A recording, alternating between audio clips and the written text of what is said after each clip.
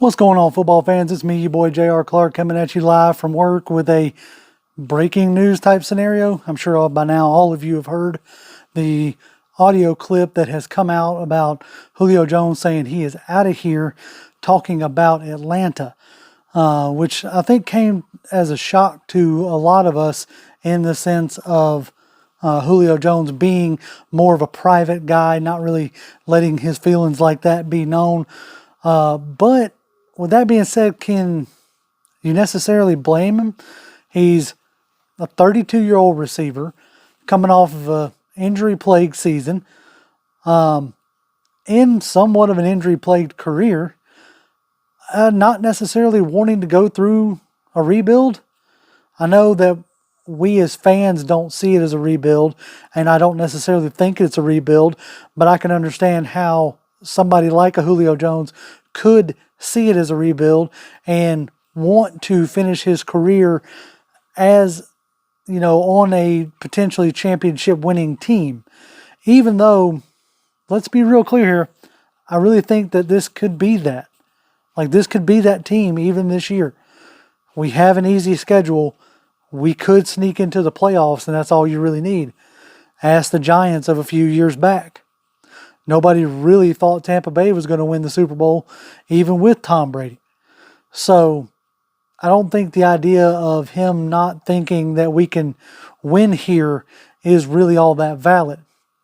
But, as you saw, he was called by Shannon Sharpe on the Undisputed and, straight up and down said that he didn't want to play with Dallas and he was out of here.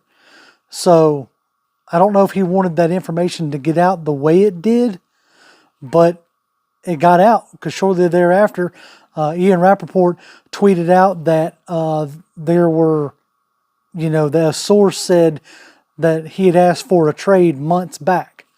And if that is true, that may be yet another reason why the team felt good about getting Kyle Pitts in the draft. Now, I don't necessarily think Julio Jones really influenced the draft idea for the team per se, but you can definitely you can definitely say that, feeling good about taking Kyle Pitts when you believe in Matt Ryan could soften the blow of potentially losing to Julio Jones, something that we have been talking about all offseason.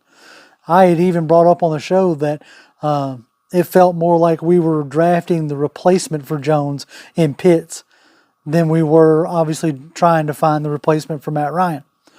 Now, the cap hit and cap implications I've seen all over the place. I am not a capologist, so the one thing I will say is that we'll still take on quite a bit of dead money next year. So I don't think the team is doing this just for cap relief as we had originally thought, because that doesn't make much sense, as we have said. But if Jones actually wants to be out of Atlanta, then that makes sense. The reason why they're trying to give an upstanding player, a star of this team, trying to do right by him at the end of his career. It'll be crazy to see Jones suit up in another uniform other than Atlanta, but other teams have had to deal with this. Other fan bases have had to deal with this. Between, Jerry Rice playing for the Raiders, Montana playing for the Chiefs.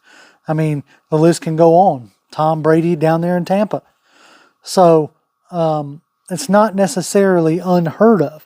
And I'm sure there's plenty of other examples. Adrian Peterson comes to mind as well.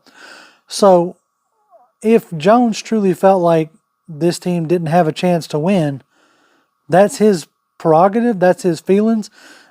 It sucks, but I can't say that I blame him.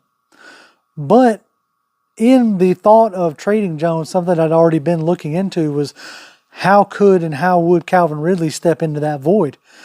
And he showed us in a grand total of 6 or 7 games last year that Julio Jones was inactive with that hamstring.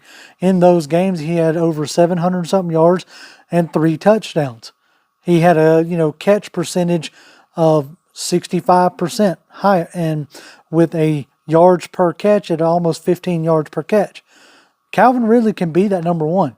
He has shown that the times that Julio Jones is not in the lineup. And you say, oh, well, JR, the teams aren't just necessarily game planning for Calvin Ridley year in and year out, or game in and game out, rather. Well, they were at the very end of the season when Jones missed 4 games in a row to end out the 2020 season. Teams had to game plan for Calvin Ridley being the number 1 wide receiver. In all but one of those contests, he went over 100 yards every time. So Calvin Ridley's definitely got the goods. And then you bringing in Arthur Smith, who didn't have anything close to the talent of Julio Jones. You can kind of say A.J. Brown in his second year, but he wasn't where Julio Jones is, that's for sure. So definitely can say that coming in here, being in Tennessee, Arthur Smith didn't have the necessary talent in the wide receiver position that we have in Jones. So it's not like he's really missing it, okay? It's not like this guy who's been here forever and all of a sudden you have to rework your entire offense because you're losing Julio Jones. If they known months ago, then that means they've been working on this offense without Julio Jones in it. And all this could really easily stem from the fact that when Arthur Smith got here, he was talking about accountability. There's reports that were coming out talking about they were alarmed at the amount of practices Jones was not on, like practice film that Jones wasn't there. So if they're coming in with that kind of mentality, wanting guys to be here and work, Jones may not want to deal with that. Like I said, he's at the tail end of his career. It makes sense to me that, he could be looking for a situation that's going to come in and treat him like Julio Jones. Does that make sense? Like come in and say, okay, dude, we know that you're an all-star, future Hall of Famer, so on and so forth. Here's the playbook. Let us know when you're ready. And if that's the way Julio Jones wants to be treated and Arthur Smith is all about accountability, those things might not have meshed and Julio may have said, you know what, I'm good. Let me try to find somewhere else to play. Now, these are all just reports still. Who knows if he actually gets traded? If he wants out, then I think you've got to trade him.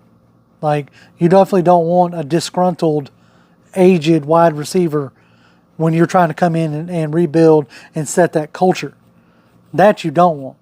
And Julio Jones had never been a diva to the media, but that doesn't mean that he might not be, giving head coaches headaches or whatnot. As far as the money goes, I think they'll figure that part out. But yeah, if Julio Jones wants out, then I guess you got to grant it. I don't necessarily think we're going to miss per se, production-wise. I don't think we'll miss it. I know that sounds crazy to say about Julio. I'll still be rocking my Julio jersey. But I don't think we'll miss the production. I think Calvin Ridley can step up and step into that role. And I think that would make even more room for Russell Gage to cement himself and Frank Darby to come in and compete.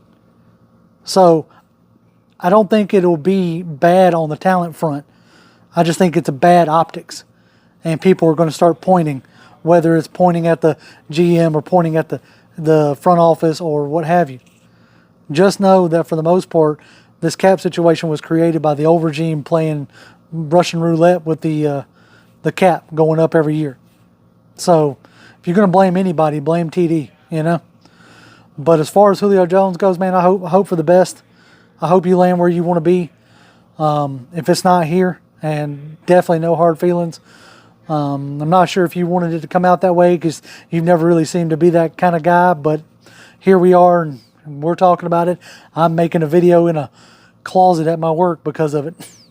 Anyway, y'all have a good one. Y'all can always catch me on Twitter at Grimm1128, GRIMM1128, and catch us live on Wednesdays.